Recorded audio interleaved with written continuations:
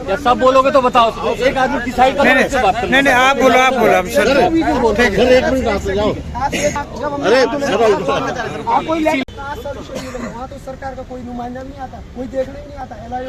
एक बात बताओ, प्रदेश में 100 से ज्यादा हम लेटर दे चुके हैं सर, 100 से ज्यादा। मेरी बात तो सुनो यार, ठीक है। जिन युवाओं को अभी पढ़ाई करने के लिए कमरे पे या लाइब्रेरी में बैठा होना था, वो इस कड़कती धूप में इस टंकी के नीचे इस धरने पे बैठे हैं केवल अपनी मांगों के लेके। और प्रशासन की गाड़ियां यहाँ पर आई है, सिटी मजिस्ट्रेट पहुंचे हैं, तो नीचे बुलाने का पूरा प्रयास किया जा रहा है। देखते हैं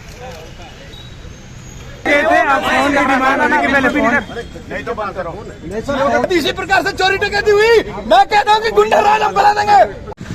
हेलो एवरीवन, अभी पहुंचा हूँ मैं अपने सर्वे चौक और आपको पता ही है कि हाईलाइट चल रहा है आज। और फर्स्ट टाइम मैं हाईलाइट में पहुंचा हूँ कि भाई साहब हमारे दो भाई जो हैं बेरोजगार संघ के, वो चढ़ गए हैं टंकी के ऊपर। और यहाँ पर आप देखो कि मीडिया भी आ रखी है, पुलिस कस्टडी लगी हुई है, वो दो भाई लोग ऊपर चढ़े हुए हैं। तो ये देखो आप, और यहाँ धरने पे बैठे हैं भाई लोग। कौन कौन बैठे हैं जरा वो देख लेते हैं। ये देखो अपने भाई लोग यहाँ पे सारे के सारे, ये होता है। दो भाई लोग ऊपर हैं हमारे बैठे हुए। टू द पॉइंट, बात तो सही है यार। यहाँ एक भी नहीं आया अभी तक है, कोई भी जनप्रतिनिधि यहाँ पर दिख नहीं रहा है। अब मैं आपको एक चीज बताता हूँ क्लियरली कि भाई साहब ये उत्तराखंड है ना, उन दो लड़कों को देख रहे हैं आप ऊपर बैठे हुए हैं, ये उन हजारों युवाओं के लिए यहाँ पर बैठे हुए हैं जिनको एक आस है सरकार से कि भाई हमारा जो है रोजगार का व्यवस्था आप करके देंगे। इतनी पढ़ाई लिखाई करने के बाद उत्तराखंड में रोजगार कहाँ है बताओ। आप जो वैकेंसी निकाल रहे हो वो इस टाइप की वैकेंसी है कि एक अच्छा पढ़ा लिखा इंसान जो MA कर चुका है, मास्टर डिग्री जिसके पास है, वो भाई चपरासी तो बनेगा नहीं, है ना। उसके लिए उस टाइप की अगर आप वैकेंसी निकालते हो, आप PCS की तैयारी करने के लिए कहते हैं, लेकिन वैकेंसी कितनी है आपके पास, आप निकालते नहीं हो। दो प्रकार के युवा हैं हमारे पास, एक वो है जो ड्रीम 11 पे टीम लगा रहे हैं, और एक युवा वो है जो उनके बारे में सोचते हुए यहाँ पर चढ़े हुए हैं। ये देखो आप देख रहे हैं, और प्रशासन अब तक नहीं आया भाई। मतलब कितने बुरे हाल है देखो आप। मतलब इस दिन के लिए उत्तराखंड बनाया था हमने ना कि टंकी में चढ़ के हमको आपके अपनी बात समझानी पड़ेगी। तो भूपेंद्र और सुरेश भाई जो ये टंकी पे चढ़े, ये दो हैं। और कब चढ़े थे? कल 3 बजे चढ़े थे, और अभी टाइम हो रहा है 12 बज चुके हैं। तो अप्रोक्सीमेट 3 घंटा और बचा है और इनको 24 घंटे पूरे हो जाएंगे। लेकिन प्रशासन की सूझ देखें तो यहाँ पर कोई नहीं है, केवल पुलिस व्यवस्था आ रखी है, और एक भी यहाँ पर जनप्रतिनिधि नहीं दिख रहा है आपको, आप देख सकते हैं। महीनों से या कई सालों से मान सकते हैं एक मांग, विशेषकर पुलिस भर्ती और फॉरेस्ट गार्ड की उम्र सीमा को लेकर हम कई दिनों से, कई महीनों से और कई सालों से संघर्षरत है, जिसके लिए हमने ज्ञापन के माध्यम से संघर्ष किया और सरकार को चेताया, फिर रैलियों के माध्यम से सरकार को चेताया कि भाई छात्रों की ये मांग है पुलिस और फॉरेस्ट गार्ड की उम्र सीमा में बढ़ाई जाए। फिर हमने ज्ञापन दिए, फिर भूख हड़ताल पे हमारे कुछ साथी बैठे हैं धरना स्थल पर एकता विहार में, उनको 10वां दिन है आज भूख हड़ताल पर बैठे हुए। और उसके बाद भी जब कोई आला अधिकारी हमारे पास नहीं आता है और हमें हमारी मांगे पूरी नहीं करता है, तो हमारे ये दो साथी विवश होकर टंकी पर चढ़ते हैं कि हमारी मांगे पूरी। हमारी मांगे सिर्फ नॉर्मल मांगे हैं, और मेरे को ये समझ नहीं आता कि सरकार को इस मानने में क्या दिक्कत आ रही है। क्या वो युवा विरोधी है, क्या वो प्रदेश विरोधी है, क्या वो अपने युवाओं को रोजगार नहीं देना चाहती है, या अपने युवाओं का भला नहीं चाहती है। कारण यह है युवाओं का उम्र बढ़ाने का कि हमारी जो सरकार है वो 8-8 साल बाद पुलिस के विज्ञापन जारी करती है, जिससे क्या होता है कि जो हमारे जनरल का जो छात्र है वो बिना भर्ती दिए ही, बिना परीक्षा दिए ही ओवर एज हो जाता है। इसलिए छात्र का कहना है कि भाई हमें एक बार तो मौका दीजिए, हमारा भी सपना है पुलिस में जाने का, राज्य की सेवा करने का।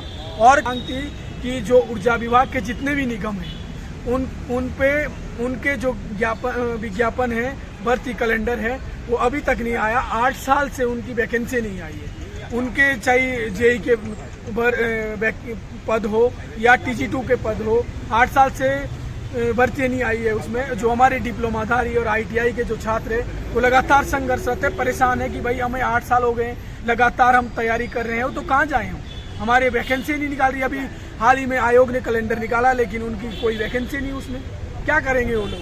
तीसरी हमारी जो महत्वपूर्ण मांग है वो जो असिस्टेंट प्रोफेसर की जो वैकेंसी है, राज्य की सबसे बड़ी ग्रेड पे की वैकेंसी है, 6000 का उसमें ग्रेड पे, लेकिन उनके उसमें चयन साक्षात्कार आधार पर होता है, इंटरव्यू के आधार पर हो जाता है, और इंटरव्यू में भी वो एपीआई लागू कर देते हैं कि जिनके एपीआई में नंबर ज़्यादा उनको वेटेज मिल जाता है। जैसे एपीआई का मतलब है एकेडमिक परफॉर्मेंस इंडेक्स। इसमें क्या होता है कि यदि आपकी ग्रेजुएशन में परसेंटेज ज़्यादा है, 60 से प्लस परसेंटेज है, तो आपको 8 नंबर मिल जाते हैं। यदि आपकी पीएचडी है तो 25 नंबर उसमें वेटेज मिल जाता है। यदि आप as the faculty guest teacher द कहीं प्रोफेसर के असिस्टेंट प्रोफेसर की उसमें तौर पर सेवा करते हैं तो उसमें वेटेज मिल जाता है। तो कहने का तात्पर्य यह है कि जो ये वेटेज है परसेंटेज के आधार पर, उसमें जो हमारे उत्तराखंड का बच्चा है, जो हमारे एचएनबी से नेट होल्डर है या एचएनबी से जो ग्रेजुएशन कर रहा है, पोस्ट ग्रेजुएशन कर रहा है, तो वो इस मानक में, उस इंडेक्स में कम रह जाता है, इसमें नहीं आ पाते हैं, उनको उसकी इंटरव्यू की कॉल ही नहीं आ पाती है। तो कहीं ना कहीं ये इनकी जितनी भी नीतियां हैं, वो चाहे असिस्टेंट प्रोफेसर में हो, चाहे वो पुलिस भर्ती में हो, चाहे अन्य विभागों में हो, साफ तौर पर ये नीतियां हैं कि यहाँ के युवाओं को रोजगार ना मिले, बाहर के युवाओं को अधिक से अधिक यहाँ पर लाया जाए। ये प्रदेश विरोधी सरकार है, युवा विरोधी सरकार है, इसको जड़ से उखाड़ने की जरूरत है, जिसके लिए हमें ये तो भर्ती प्रक्रिया के या अपनी मांगों को मनवाने के तरीके हैं। यदि इस तरह से ये नहीं मानती है तो हमें, यदि इनका विरोध चुनाव में भी करना पड़े, हम चुनाव में भी करेंगे, लेकिन अपनी मांगों को मनवाने के लिए हमें जिस रास्ते से भी गुजरना पड़े, हम गुजरने के लिए तैयार हैं। ये कुछ मुद्दे हैं युवाओं के, और युवाओं में मैं भी आ जाता हूँ। एक मोस्टली मैं हाईलाइट आपको बताना चाहूँगा कि जो जेई भर्ती है, सच में जेई भर्ती 2016 के बाद अब तक नहीं निकली। 2016 में जब ये निकली थी उस टाइम पे मैंने भी इसमें सिलेक्शन लिया था, लेकिन ये कैंसिल कर दी गई है बिना किसी साक्ष्य के। उत्तराखंड सरकार को अगर मैं कहूँ तो 8 साल हो गए हैं, पर 8 साल में तो सरकार बदल जाती है, यहाँ युवाओं का भविष्य नहीं बदल पा रहा है। बताइए आप, कम से कम अपने कार्यकाल में जो 5 साल का आपको कार्यकाल मिलता है, उसमें हर डिपार्टमेंट की वैकेंसी कम से कम तो होनी चाहिए। दूसरी इनकी मांग क्या है कि जो असिस्टेंट प्रोफेसर की जो वैकेंसी आती है, जो कि सबसे हाई ग्रेड पे है, उसमें आपको एपीआई हटाना पड़ेगा, जो इंडेक्स है उसमें एक वो आपको हटाना पड़ेगा। दूसरा सबसे बेस्ट मैं बता रहा हूँ, मेरे भी फ्रेंड सर्कल हैं जो कि वेट कर रहे थे कब से कि कब पुलिस कांस्टेबल की वैकेंसी आई, क्योंकि उनको इंटरेस्ट है कांस्टेबल बनने में। अगर तो भाई साहब 8 साल से तो वो रुके हुए हैं, 8 साल बाद आपकी वैकेंसी आती है तो उनकी एज ओवर हो जाती है। तो या तो आप इसमें एज बढ़ाएं, और बढ़ानी भी चाहिए, आपको मौका सबको मिलना चाहिए। और आपको ये देखना जरूरी है कि अगर ये सरकार युवा विरोधी नहीं है तो जो 24 घंटे से हमारे 2 भाई लोग ऊपर खड़े हैं, तो उनकी बात क्यों नहीं सुनी जा रही है। उनको देखने तो यहाँ पर आ जाएं कम से कम, और देखें तो इनकी बात भी रखें। हमारा आयोग जो इस बार भर्ती कैलेंडर उसने निकाला है, तो उसमें एक भी वैकेंसी काम की नहीं लगी, इसलिए उसके विरोध में भी यहाँ पर लोग बैठे हैं। जिन युवाओं को अभी पढ़ाई करने के लिए कमरे पे या लाइब्रेरी में बैठा होना था, वो इस कड़कती धूप में इस टंकी के नीचे सर्वे चौक के पास देहरादून पे धरने पे बैठे हैं, केवल अपनी मांगों के लेके, और वो मांगे जो आप 2 मिनट में कर सकते हो।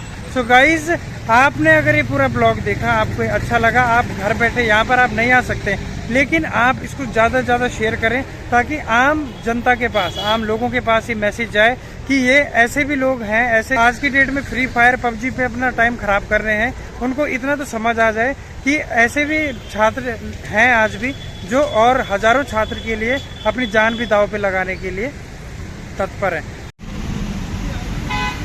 प्रशासन की गाड़ियां यहाँ पर आई है, सिटी मजिस्ट्रेट पहुंचे हैं, सिटी मजिस्ट्रेट ऑफ देहरादून। और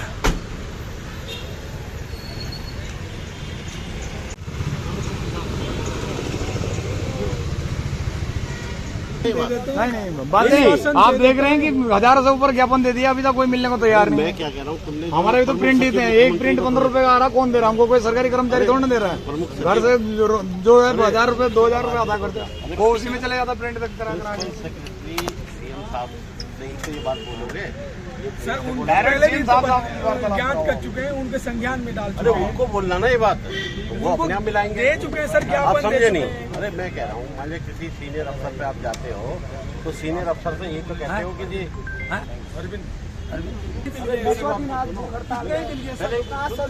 वहाँ तो सरकार का कोई नुमाइंदा नहीं आता, कोई देखने ही नहीं आता।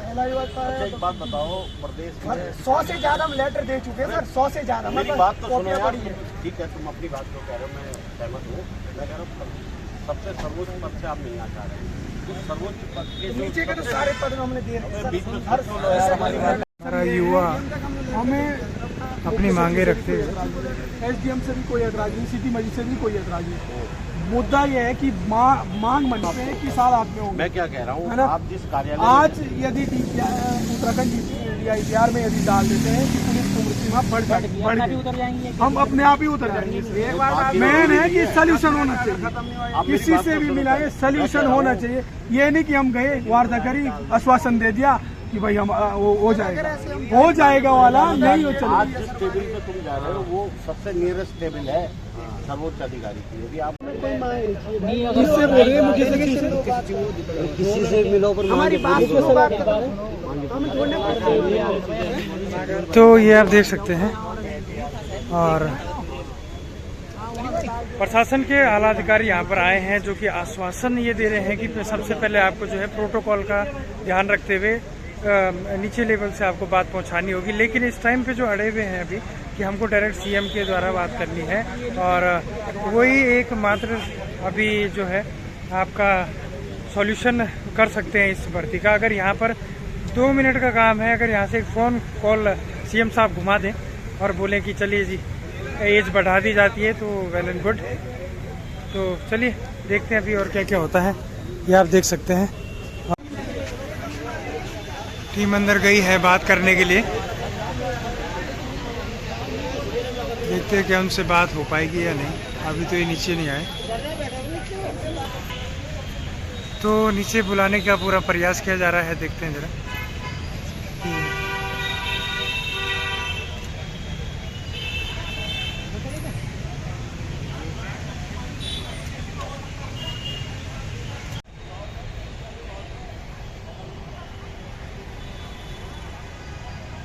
तो अपनी जीत पे अड़े हुए हैं कि हम नीचे नहीं उतरेंगे जब तक मांग पूरी न कर ली जाए, और ये सही भी है। बाकी देखते हैं प्रशासन। मुर्दाबाद मुर्दाबाद मुर्दाबाद, मुस्करदामी मुर्दाबाद मुर्दाबाद मुर्दाबाद। हमारी मांगे पूरी करो, पूरी करो, पूरी करो। हम अपना हक मांगते नहीं, किसी से भीख मांगते। ऊपर के लिए सीढ़ी लगाई जा रही है।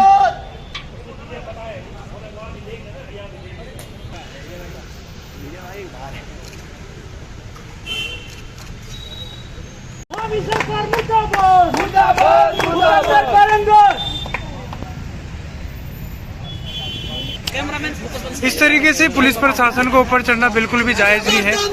अगर भावुकता में कोई लड़का कूद जाता है तो इसका जिम्मेदार कौन होगा?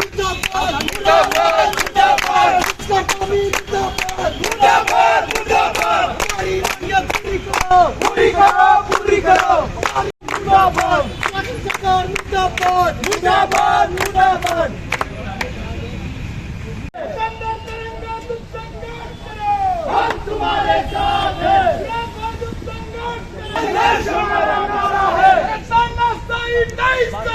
नहीं सहेंगे, नहीं सहेंगे, नहीं सहेंगे, नहीं सहेंगे। बंद करो, बंद करो, बंद करो, बंद करो।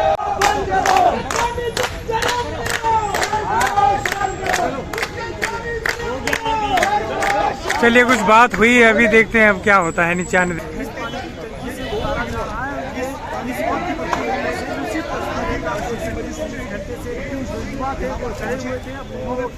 ये उतार दिए गए हैं। सीढ़ियाँ भी देख रहे हैं, जैसे अब ये व्यवस्था की गई है, पहले से दिल्ली भी गई ताकि कोई इस तरह का जितने भी आंदोलनकारी हैं कई बार छतों पर चढ़ जाते हैं, कई टावर पर चढ़ जाते हैं।